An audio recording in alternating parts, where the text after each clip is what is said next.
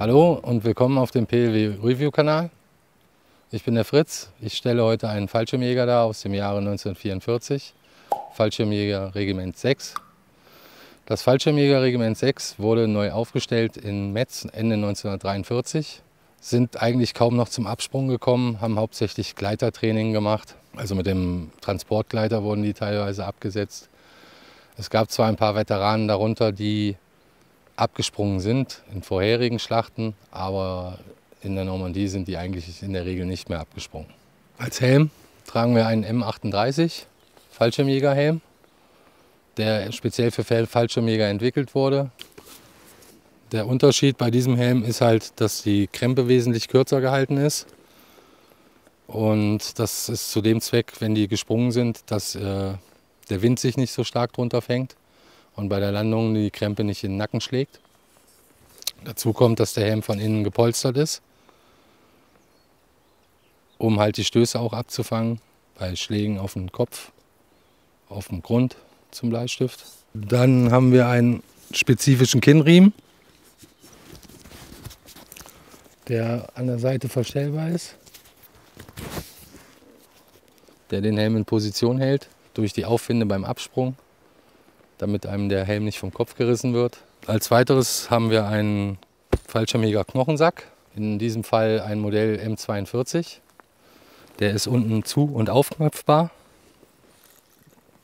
hat 2 Taschen vorne, 2 Taschen hier oben. Dann haben wir das Fallschirmjäger Bandolier. Dies wurde verwendet, um die Ladestreifen für den K98 zu transportieren. Ist dann von oben bis unten bestückt mit den Ladestreifen. Hier haben wir das Hoheitsabzeichen. Der K98-Schütze hatte meistens auch noch eine Pistole dabei, in diesem Fall eine P38 im dazugehörigen Holster.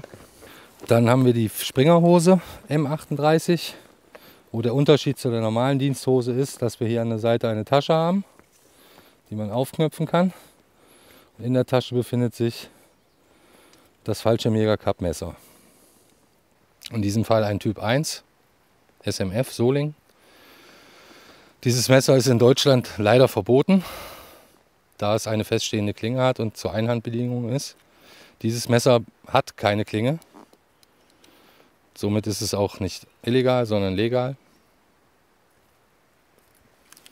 Dieses Messer wurde verwendet von den Fallschirmjägern im Notfall, falls sie jetzt abgesprungen sind und im Baum hängen geblieben sind, um die Fallschirmschnüre durchschneiden zu können, und daher die Einhandbedienung.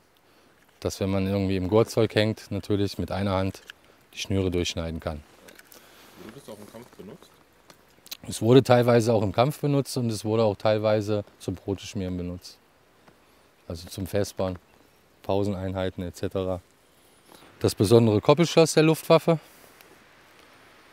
Hier in diesem Fall ein Typ 1, was man an der runterhängenden Schwinge erkennt. Das Original, ne? Ja. Dann haben wir den Luftwaffe Brotbeutel in Blau, die Trinkflasche. Der K98-Schütze hat natürlich den K98.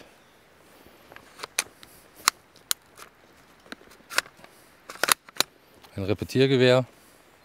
Den leichten Y-Riemen ohne Koppeltragegestell Schlaufen.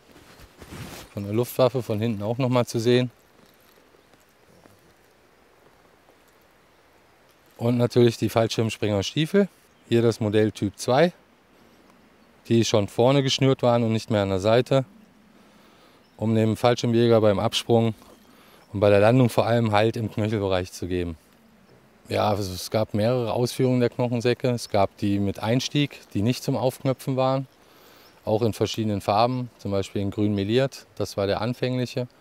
Dann gab es den Splittertarn mit Einstieg, Splittertarn Typ B, der auch so ab 1940 rauskam. Ja, und dann kamen nachträglich noch die Sumpftarnknochensäcke dazu. Das ist eigentlich so, jetzt wenn im Graben nichts zu tun war oder sie standen nur Wache und haben auf irgendwas gewartet. Also das Gerödel hatten sie jetzt auch nicht immer an. Das ist dann so der lockere Look. Das Schiffchen von der Luftwaffe in blauer Wolle. Auch mit dem Hoheitsabzeichen der Kokarde der Luftwaffe in schwarz-weiß-rot.